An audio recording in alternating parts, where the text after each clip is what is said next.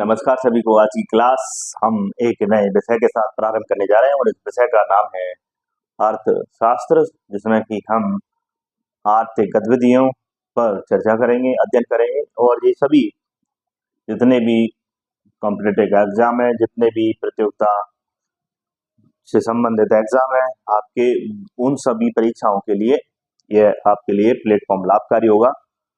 अर्थव्यवस्था, आर्थिक गतिविधियां, किस प्रकार से व्यक्ति अपने जीवन को चलाने के लिए विभिन्न प्रकार की आर्थिक गतिविधियों को जन्म देता है। तो हम देखते हैं कि अर्थव्यवस्था, अर्थशास्त्र क्या है। पहले विषय को जानने का प्रयास करेंगे कि विषय क्या है, और विषय को समझने के पश्चात फिर आगे बढ़ेंगे धीरे धीरे, और जो भी हमारे पाठ्यक्रम में संबंधित टॉपिक हैं उनको हम कवर करेंगे यहाँ से। तो चलिए आज बात करते हैं हम। इसे समझकर आप समझेंगे कि सबसे महत्वपूर्ण की विषय क्या कहना चाहता है, विषय की गहराई क्या है। ये सबसे बड़ी बात है कि विषय को समझकर, विषय के नेचर को समझकर हम ये समझ जाते हैं कि ये विषय हमसे क्या कहना चाहता है और हम इसमें अंदर क्या पढ़ेंगे, है ना। चलिए बात करते हैं अर्थशास्त्र पर। क्या है अर्थशास्त्र? सबसे महत्वपूर्ण जो टॉपिक है हमारा, अर्थशास्त्र क्या है, इस पर चर्चा करते हैं। क्वेश्चन मार्क है हमारे जीवन में, अर्थशास्त्र क्या है। तो मानव अपने जीवन में अभी से ही नहीं, ये कब से, जब वो आदिमानव था तभी से वो क्या करता आ रहा है, बताइए। तभी से क्या करता आ रहा है, कोई ना कोई तो कार्य कर ही रहा है। ये आदिमानव, जो आदिमानव था, ये भी तो क्या करता था, बताइए। अपने जीवन को चलाने के लिए क्या करता था, शिकार करता था। और ये उत्पादक कम, उपभोक्ता ज्यादा था। क्यों हम आर्थिक आर्थिक या अर्थव्यवस्था, अर्थशास्त्री क्या है कि जहां मानव की कुछ आवश्यकताएं होती हैं, मानव की क्या होती है, कुछ आवश्यकताएं होती हैं, इनकी पूर्ति करने के लिए जो भी वो कार्य करता है वो सब आर्थिक गतिविधियों में आता है। जैसे कि मान लीजिए किसी व्यक्ति को खाने की आवश्यकता है, पेट है तो कपड़े की आवश्यकता है, शरीर को ढकने के लिए, बोले। उसे एक स्थान से दूसरे स्थान पर जाने के लिए परिवहन की आवश्यकता है। उसे एक दूसरे से बात करने के लिए संचार के साधनों की आवश्यकता है, बोलिए। उसे एक नए प्रोडक्ट बनाने के लिए उद्योगों की आवश्यकता है। उसे नए तकनीकी ज्ञान की आवश्यकता है। उसे चंद्रमा पर, मंगल ग्रह पर जाने के लिए भी सैटेलाइट की आवश्यकता है। तो बताइए कि मनुष्य की समस्त क्या है, आवश्यकताएं। तो मनुष्य इन सब की आवश्यकताओं की क्या करता है, पूर्ति करता है। इन्हीं आवश्यकताओं की पूर्ति के दौरान जो क्रियाकलाप करता है, उन्हीं क्रियाकलापों को हम कहाँ पर पढ़ते हैं, अर्थशास्त्र में पढ़ते हैं। तो मानव आर्थिक क्रिया, आर्थिक क्रिया का मतलब क्या है, आर्थिक क्रिया का मतलब क्या है कि मानव क्या करता है, उत्पादन भी करता है, वितरण भी करता है, मतलब वस्तुओं का निर्माण करता है, फिर लोगों तक पहुंचाता है कि भाई आप इन वस्तुओं का क्या करो, उपभोग। इसके बाद लोग उसका क्या करते हैं, उपभोग करते हैं, बोलिए। जैसे कि मान लीजिए कि एक किसान है, उसने कपास का उत्पादन किया। क्यों किया, बताइए। कपास का उत्पादन ऐसा तो नहीं कि कपास खाएगा इसलिए, नहीं। कपास से क्या बनेगा, वस्त्र। तो वो कपास का उत्पादन करके उस कपास को वहां तक पहुंचाएगा, या कोई अन्य व्यक्ति पहुंचाएगा, साधन से पहुंचाने का प्रयास करेगा। जहां कपास का क्या किया जाए, वितरण, मतलब लोगों तक कपास पहुंचाकर उनसे कपड़े बनाए जाए। बोलिए, कपड़े का उपभोग कौन करेगा, मनुष्य करेगा, बोलिए। तो ये सब गतिविधियां जहां मनुष्य अपनी आवश्यकताओं की पूर्ति करने के लिए विभिन्न प्रकार के कार्य करता है, ये सब आर्थिक गतिविधियां। मान लीजिए हम बीमार हो गए, तो बीमार होने के पश्चात हम क्या करेंगे, बताइए। अपने से दवाई तो लेंगे नहीं कि बीमार हो गए तो अपने से, या मान लीजिए किसी को कोई प्रॉब्लम हुई है, हाथ टूट गया, पैर टूट गया, ऐसा तो नहीं कि हम हाथ से अपने जोड़ लें। हमें क्या करना पड़ेगा, किसी न किसी ऐसे जानकार के पास या वैद्य के पास या डॉक्टर के पास जाना पड़ेगा कि उसे क्या कर सके, ठीक कर सके। तो इसी को हम कहेंगे कि देखो भाई, सामने वाला कोई उत्पाद नहीं बना रहा तो हमें एक सर्विस प्रोवाइड करा रहा है। या मान लीजिए आपको चाहिए ज्ञान, शिक्षा, कि हमारे बच्चों को कोई पढ़ाए, तो पढ़ाने के लिए आप किसके पास जाइए, स्कूल में टीचर के पास, आपके बच्चों को लेकर। तो कहेंगे देखो, शिक्षक एक सेवा प्रदान कर रहा है, बोलिए। तो ये सब क्यों हो रही है, क्योंकि शिक्षक इसलिए सेवा प्रदान कर रहा है क्योंकि वो भी अपने कुछ पैसे कमा के अपना अपना जीवन चलाना चाहता है। और आप अपने बच्चों को इसलिए शिक्षा प्रदान कर रहे हैं क्योंकि ये बड़े होकर भविष्य में आपकी क्या बनेंगे, कैपिटल बनेंगे, पूंजी बनेंगे, है ना। अर्थात सब लोग जितने भी आसपास हमारे अराउंड, हमारे समाज में, विश्व में दिखाई देते हैं, वो कोई ना कोई उत्पादन में, कोई ना कोई उपभोग में, कोई ना कोई सामान में, वितरण सामान के, या किसी वस्तु या सेवा के वितरण में, उत्पादन में, उपभोग में लगे हुए हैं।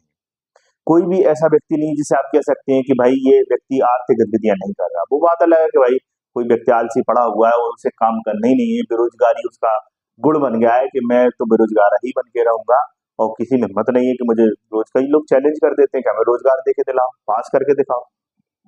बोलो हमें किसी आर्थिक कार्य में, मतलब उत्पादन, उपभोग, वितरण में, या किसी भी अन्य आर्थिक गतिविधि में, आजीविका चलाने वाली में, किसी भी साधन में आप लगा के तो दिखाओ, तो वो बेरोजगार ही बने बैठे रहते हैं, आलसी हो जाते हैं, मक्कार हो जाते हैं ऐसे लोग। ठीक है, तो मानव शुरू से क्या कर रहा है, आर्थिक गतिविधियां कर रहा है। तो आर्थिक गतिविधियों में क्या क्या, आर्थिक गतिविधियां क्यों कर रहा है, आजीविका, आजीविका का मतलब है जीवन का कोई साधन, तो जीवन चलाने के लिए, बोलिए वो साधन जिससे जीवन चल सके। आदि मानव के लिए उस समय जीवन का साधन क्या था, शिकार। इसलिए वो दिन रात पत्थर के क्या बनाता था, औजार बनाता था। उसके लिए पत्थर के औजार, पत्थर के उपकरणों को बनाना और उनको इकट्ठा करना ही महत्वपूर्ण था उसके लिए। अजीब, उसके लिए सबसे बड़ा साधन यही था, पत्थर और शिकार, के पत्थर से शिकार करना। तो उसकी अर्थव्यवस्था आप देख सकते हैं कि सभी मिलकर शिकार करते थे, खा जाते थे। यही उसकी अर्थव्यवस्था थी, मतलब आर्थिक गतिविधि थी कि जीवन का साधन कौन सा हो, जीने के लिए। तो वैसे आज जीवन का साधन जीने के लिए क्या हो गया है, आज हम हर एक चीज को अपने उपभोग के लिए खरीदते हैं या उत्पादन करते हैं। तो सबसे ज्यादा महत्वपूर्ण किस वस्तु की आवश्यकता पड़ती है, बताइए हमें। वैसे पैसे की आवश्यकता पड़ती है ना। तो ये पैसा या धन की आवश्यकता की पूर्ति करने के लिए भी हम कार्य करते हैं। अगर कोई उद्योग लगा रहा है, मान लीजिए किसी ने पापड़ उद्योग लगाया कि आज से हम पापड़ बनाएंगे, चटनी बनाएंगे, बोलो, तो जो आदमी लगा रहा है वो इसलिए लगा रहा है ताकि 2 रुपए कमा सके, धन, जिसे कहें धन, लाभ कमा सके। और जिसके यहाँ जो नौकरी कर रहे हैं कि भाई हम आपके पापड़ों को लाकर बेचेंगे, आप पापड़ बनाएंगे, तो जो आ रहे हैं उसका काम करने के लिए, नौकरी करने के लिए, उनको भी क्या चाहिए, पैसा चाहिए, ताकि वो भी अपनी आजीविका चला सके। अर्थात सब लोग क्या कर रहे हैं, जिंदा रहने के लिए, अपने जीवन को चलाने के लिए साधन बना रहे हैं, साधन ढूंढ रहे हैं, बोलो।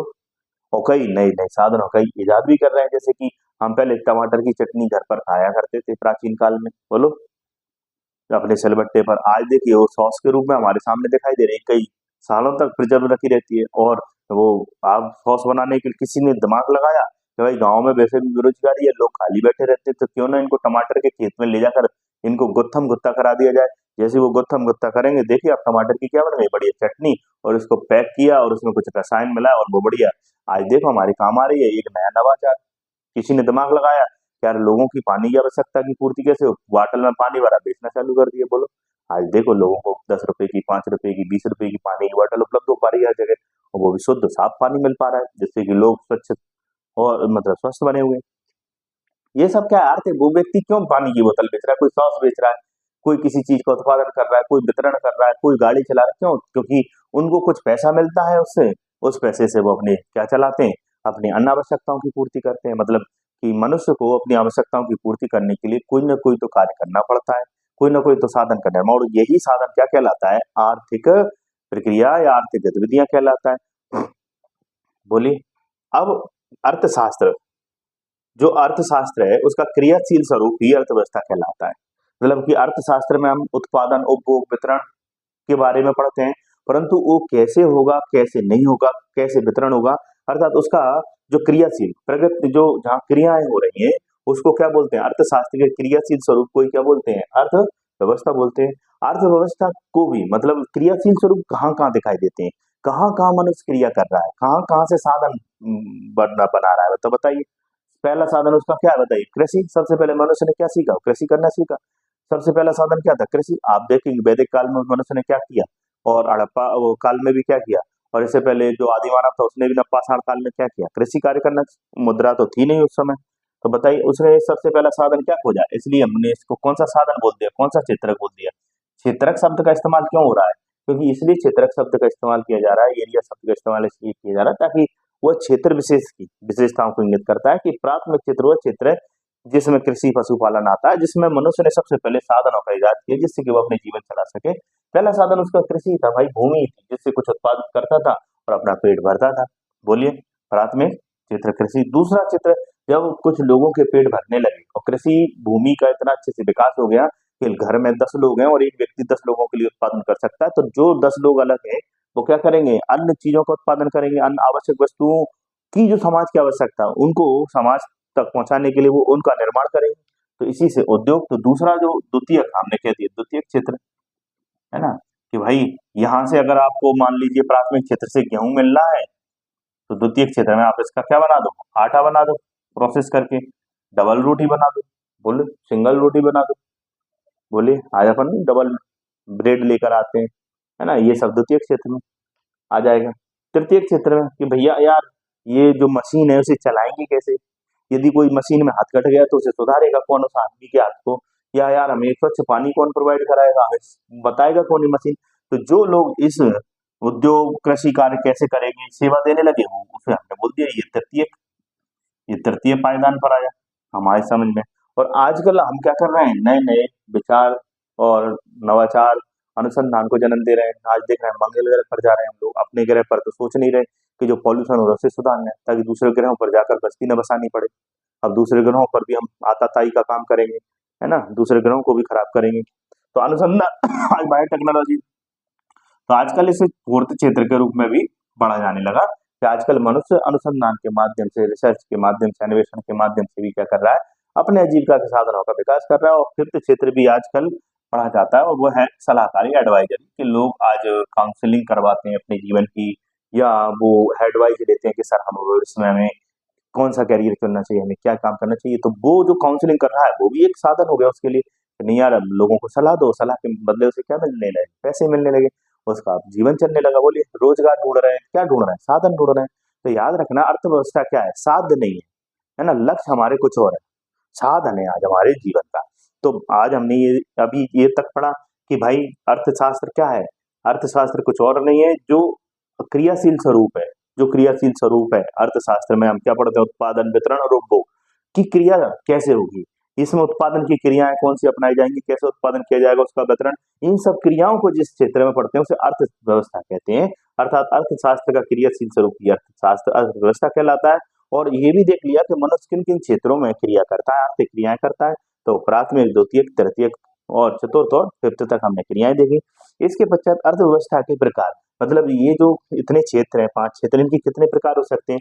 तो हम सबको पता है कि पूंजीवादी, पूंजीवादी मतलब जब 18वीं सदी में, 17वीं 18वीं सदी में यूरोप में बड़े स्तर पर मशीनीकृत उद्योगों की स्थापना की गई, तो वहां जो लोग जिनके पास पैसे थे, जो मशीनें खरीद कर उद्योग लगा पा रहे थे, जिनके पास साधन थे, उन्होंने तो मशीनें लगा ली बड़े स्तर पर। और उन मशीनों में, कारखानों में काम करने वाले लोगों से खूब उन्होंने काम करवाया तो उनका शोषण हुआ और उन्होंने तो खूब मुनाफा कमा लिया मालिकों ने। मालिकों के दिमाग में आ गया कि यार इससे बड़ा कोई काम ही नहीं है कि मजदूरों को कम पैसा दो, लागत को कम करो और उत्पाद को महंगा बेचो, इससे और मुनाफा होगा। तो इस विचारधारा को कहती है कि भैया वो लोग सिर्फ और सिर्फ क्या चाहते हैं, पूंजी का निर्माण करना चाहते हैं। पूंजी का मतलब क्या है, परिभाषा बताइए। मैं आपसे पूछना चाहता हूँ पूंजी क्या है। पूंजी का मतलब है जिसमें निर्माण करने, किसी भी साधन को उत्पाद में बदलने की या निर्माण करने की क्षमता, उसे हम पूंजी कहते हैं। बोलिए इस हिसाब से हमारे पास पैसा है वो भी पूंजी हो गई, हमारे पास सड़क है वो भी पूंजी, क्योंकि उसमें भी अगर सड़क नहीं होगी तो हम आवाजाही नहीं कर पाएंगे, संचार नहीं कर पाएंगे, परिवहन नहीं कर पाएंगे, तो वो भी हर एक वो है वस्तु संसाधन जिसमें कि निर्माण करने की क्षमता, वो सब पूंजी कहलाती है। तो इन्होंने खूब पैसा कमाया और नए नए उद्योग लगाए। और इससे क्या हुआ कि एक अवधारणा जो होनी चाहिए थी, इसे पूंजीवाद, बाद का मतलब है विचारधारा और वादी मतलब जो इसे मानता है ना। तो पूंजीवाद में क्या हुआ कि मशीनीकृत औद्योगिकरण के दौरान और इंग्लैंड में जो औद्योगिक क्रांति, यूरोप में औद्योगिक क्रांति हुई, उसने क्या किया कि एक वर्ग जिसके पास साधन थे उसने खूब मशीनीकृत उद्योगों का निर्माण किया और उसमें काम करने वाले लोग जो साधनहीन थे बेचारे, उनका शोषण किया। तो वहां से एक शब्द निकल के आया, लोगों ने अपने आप को इस शोषण से मुक्त कराने के लिए कि भाई हम साधनहीन हैं, हमें भी मनोरंजन के लिए टीवी चाहिए, हमें भी शिक्षा चाहिए, आवास चाहिए। और पूंजीपतियों ने बोला इनको आवास शिक्षा देंगे तो इससे तो क्या होगा, हमारा मुनाफा कम हो जाएगा। और इनसे काम के घंटे अगर कम किए और इनको अगर ज्यादा बेच दिया, मतलब इनको मजदूरी दी, तो यार हमारा मुनाफा कम होगा। तो उनका करो शोषण, शोषण किया। तो वहां पर मजदूरों का एक वर्ग, वर्ग का मतलब जब सब लोगों की क्या होती है, एक जैसी मतलब परिस्थितियां हो जाए, एक जैसी मांग हो जाए, एक जैसी आवश्यकता हो जाए, तो वर्ग बन जाए। तो मजदूरों का वर्ग बन गया यूरोप में। उन्होंने मांग की तो भैया ये यार ये पूंजीवाद तो गलत बात है यार, क्या भैया आप मुनाफा कमा रहे हो, लोक कल्याणकारी राज्य जो बनना चाहिए था वो तो बन ही नहीं पाया। तो इन्होंने मांग की कि भाई दो दो। तो वहां पूंजीवाद के खिलाफ आवाज उठी। जब पूंजीवाद के खिलाफ आवाज उठी तो एक ऐसी परिस्थिति बनकर उभर के सामने आई प्रथम विश्व युद्ध के दौरान कि एक देश में समाजवाद आ गया। समाजवाद मतलब मजदूरों, जहां मजदूरों का शोषण हुआ या मजदूरों की सरकार बन गई। रूस की क्रांति हो गई 1917 में। जब रूस की क्रांति हुई, यहाँ पर मजदूर किसानों ने, मतलब यहाँ सिर्फ और सिर्फ एक व्यक्ति विशेष अपनी पूंजी, यहाँ कहा कि नहीं यहाँ किसी व्यक्ति विशेष की पूंजी नहीं होगी, यहाँ राज्य का हस्तक्षेप होगा। मतलब जो राज्य है वो क्या करेगा, हस्तक्षेप करेगा। क्या करेगा, हस्तक्षेप करेगा। इन पूंजीपतियों के पेट में दर्द हुआ। क्यों दर्द हुआ, इन्होंने कहा कि यार हमने तो कहा था कि भाई खुलापन है, पूंजीपतियों ने कहा कि बाजार खुला हुआ है, आपके अंदर योग्यता है तो आप अपने मशीनीकृत उद्योगों का पूंजी का निर्माण कर लीजिए। तो उन्होंने निर्धन लोगों ने बोला, मजदूरों ने, कि भाई कि खुलापन है, योग्यता है, वो अच्छी बात है कि आपने किसी प्रकार किसी के ऊपर, हमारे पास संसाधन ही नहीं है, पैसा ही नहीं है, और ऊपर से हम अगर कुछ 2 रुपए कमाए तो वो आप देते नहीं हो हमको अपने उद्योगों में, ऊपर से हमारा शोषण कर रहे हो। तो बताइए कि हम अपनी ऐसी स्वतंत्रता का उपयोग कब कर पाएंगे कि हम कुछ कर पाए अपनी क्षमता, जब हमारे पास भी संसाधन हो। अब यहाँ पर तो राजा का बेटा ही राजा बनना है, बोलो। इसलिए यहाँ पर समाजवाद आ गया। रूस में समाजवाद दब आया प्रथम विश्व युद्ध के दौरान, है ना। तो उसी समय पूंजीवादी अर्थव्यवस्था भी विफल हो गई। 1930-29 की आर्थिक महामंदी ने पूरे विश्व को चौंका दिया कि पूंजीवाद धराशायी हो गया। और जब पूंजीवाद धराशायी हो गया तब समझ में आया कि राज्य का जहाँ हस्तक्षेप की बात नहीं थी, यहाँ कहा था राज्य हस्तक्षेप नहीं होगा। ये सबके पीछे एक कहानी है कि यूरोप में उस समय पोप का शासन हुआ करता था। इससे पहले जब औद्योगिक क्रांति नहीं हुई थी, उससे पहले पोप की सत्ता थी। धर्म के नाम पर वहां समाज में प्रतिबंध लगा रखा था। मतलब राज्य का इतना हस्तक्षेप था यूरोप में कि पोप जो राज्य का मुखिया था, जो वहां के शासन का मुखिया था, उसने इतना हस्तक्षेप कर रखा था कि कोई भी व्यक्ति की स्वतंत्रता ही नहीं थी। मतलब धर्म के आड़ में उसने इतना पाखंड और आडंबर कि लोग ना तो विकसित हो पा रहे थे, ना अनुसंधान कर पा रहे थे, ना वो किसी आर्थिक गतिविधि को सुचारू रूप से संचालित। इसलिए वहां जब लोगों ने पोप की सत्ता के खिलाफ आवाज उठाई, तब उन्होंने कहा कि राज्य का हस्तक्षेप नहीं, क्योंकि राज्य के हस्तक्षेप के कारण ही, पोप की शासन व्यवस्था के हस्तक्षेप के कारण ही वहां पर सबसे ज्यादा शोषण हुआ। इसलिए यहाँ जो संसाधन संपन्न लोग थे जिन्होंने पोप की सत्ता का विरोध किया था, वही कह रहे हैं कि राज्य की जो सत्ता वो हस्तक्षेप ना करे, हमें आगे बढ़ने के लिए स्वतंत्र छोड़ दे, बाजार की गतिविधियां, आर्थिक गतिविधियों को स्वतंत्र छोड़े, हम पर प्रतिबंध लगा रहा है किसी प्रकार से। तो पूंजीवाद ने ये कहा, परंतु इन्होंने क्या किया, ये पोप बन के बैठ गए। अब पोप ने शोषण किया, इन्होंने शोषण किया, तब जाके ये समाजवाद रूस में देखने को मिलता है।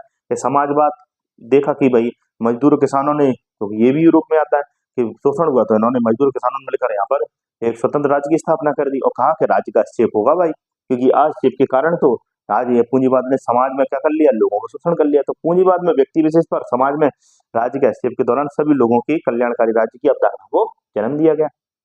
अब जब समाजवाद आ गया, समाजवाद आ रहा था, तब पूंजीवाद विफल हो गया। 1929 की आर्थिक वैश्विक महामंदी आ गई, तो लोगों ने तुरंत क्या अडेप्ट कर लिया, समाजवाद अडेप्ट करना चालू कर दिया। समाजवाद की तरफ लोग रुक कर गए, कहीं यार ये तो बड़ा अच्छा कंसेप्ट है।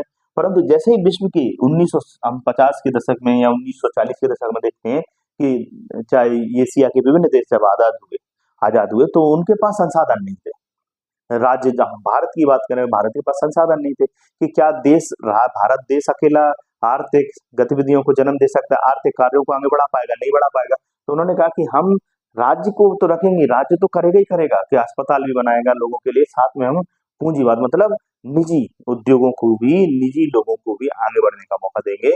अर्थात राज्य का भी हस्तक्षेप रहेगा और इसके बाद समाज में स्वतंत्रता भी रहेगी, क्योंकि अगर व्यक्ति के पास संसाधन है, व्यक्ति के पास योग्यता है, तो वो क्या करे, अपने उद्योग धंधों का निर्माण करे।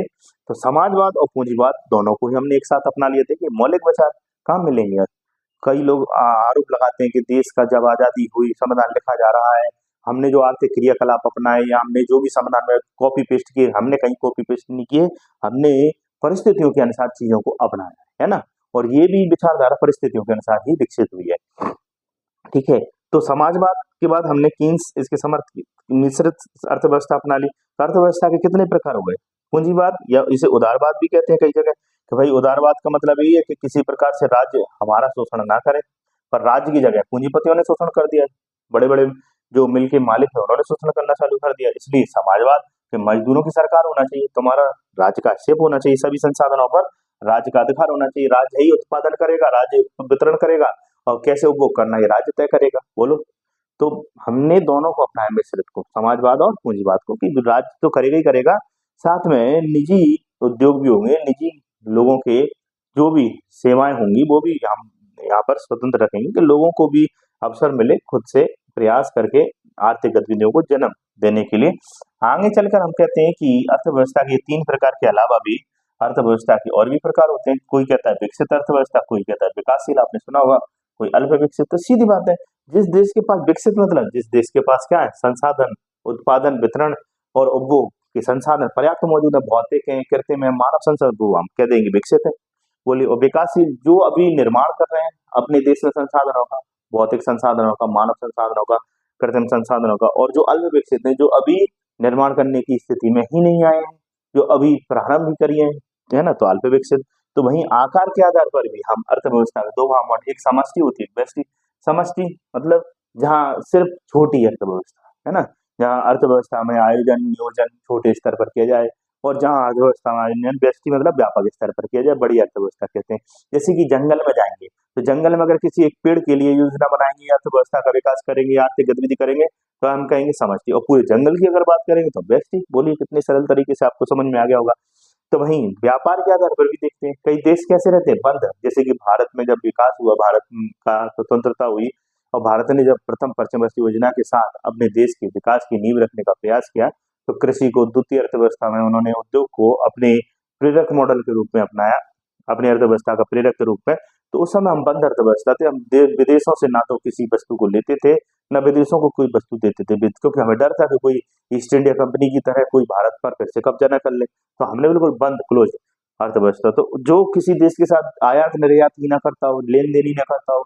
अब इसमें क्या प्रॉब्लम हुई कि भारत के पास एक तो तकनीक नहीं थी, और जो तकनीक थी वो पिछड़ी हुई थी, और जो संसाधन थे वो भी इस लायक नहीं थे कि उत्पादन कर सके। ऊपर से भारत में जनसंख्या का विकास हो रहा, जनसंख्या वृद्धि में लगातार, जनसंख्या में लगातार वृद्धि हो रही थी, मांग बढ़ रही थी, और जो उद्योग थे वो रुग्ण हो गए, वो हाथी के जैसे सफेद हाथी की तरह हो गए, हाथी के दांत देखने को कुछ और खाने को कुछ और। तो ये इस स्थिति में आपूर्ति बाधित हो गई, महंगाई बढ़ने लगी। तो हमें समझ में नहीं आ रहा कि हम क्या करें। तब विश्व में जो जिस प्रकार से वैश्वीकरण, उदारीकरण, निजीकरण हो रहा था, उसकी तरफ हमने देखा। हम तो ऐसे थे कि एक तो हमारे घर में आटा तो है, पर हमसे रोटी ही नहीं बनाती आती, और पड़ोस में जब रोटी बन ही रही है, और पड़ोस में तकनीक है रोटी बनाने की, तो क्यों ना उससे जाकर हम अपने आटे को ले जाकर बोल दें कि हमारी भी रोटी बना दो या हमें तकनीक दे दो। बोलो, क्यों हम आटे को खराब करें, जब खाना बनाने नहीं आ रहा, पड़ोस में जाके बनवा लो या उससे तकनीक ले लो, जिससे कि कम से कम हमारे घर में या परिवार में, समाज में, देश में वस्तुओं की आपूर्ति तो ठप न हो, आर्थिक गतिविधियां तो चलती रहें, वो साधन जो निर्वाह के लिए, जीवन निर्माण के लिए जरूरी है, वो निर्मित तो होते रहे, परंतु हमने ऐसा नहीं किया है। बोलो, ऊपर से केंद्रीकृत अर्थव्यवस्था बन गई। ये केंद्रीकृत होती है, विकेंद्रीकृत, केंद्र मतलब केंद्र ही सब कुछ डिसीजन लेता था। राज्यों के पास तो डिसीजन लेने का, या क्षेत्रीय स्तर पर जितनी भी संस्था थी उनके पास तो डिसीजन लेने के अधिकार ही नहीं थे। और ऊपर से आदेशात्मक बन गई। दो टाइप की अर्थव्यवस्था होती है, आदेशात्मक और निर्देशात्मक। आदेशात्मक तो ये जो सरकारी तय कर रही थी कि कल क्या खाएंगे, क्या नहीं खाएंगे, क्या उत्पादित करेंगे, कितना करेंगे, कौन सी वस्तु का करेंगे, है कि नहीं। तो आदेश, जबकि निर्देशात्मक होना चाहिए, सरकार सहयोग की भूमिका में, सरकार का इतना शिव समाज में बढ़ गया कि भाई, और ऊपर से तुम संसाधन भी प्रोवाइड नहीं करा पा रहे, ना सेवाएं प्रोवाइड करा पा रहे। तो ऐसी स्थिति में भारत की 1990 में जाकर हमने आर्थिक उदारीकरण, निजीकरण, वैश्वीकरण को बढ़ावा इसलिए दिया, आर्थिक सुधार इसलिए किए क्योंकि हम वो समय की मांग थी, परिस्थिति की मांग थी, और हमने परिस्थितियां बना दी ऐसी। बोलो, हमें थोड़ा समझना चाहिए था, हमें सिंह अवलोकन करना चाहिए था आर्थिक गतिविधियों का, ताकि हम अपने ही देश में कम समय में, आप देखेंगे चीन की अर्थव्यवस्था, चीन ने पहले कृषि को उत्प्रेरक बनाया, कृषि को अर्थव्यवस्था की प्रेरणा स्रोत बनाया।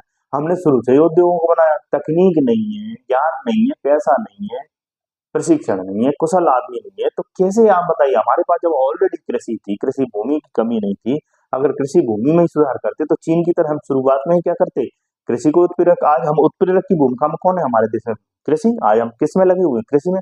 और आने वाले समय में देखना कि भारत जब गांव में बसता है, और कृषि जिस दिन हमारी विकसित अवस्था में आ जाएगी, कृषि जिस दिन बहुत अच्छी स्थिति में उत्पादन की में आ जाएगी, तो देखना भारत विश्व गुरु बनने ही वाला है, और बनेगा ही। तो बंद अर्थव्यवस्था एक खुली होती है, खुली मतलब जहाँ खूब लेन देन हो रहा है, इस देश के साथ उस देश के साथ, है ना।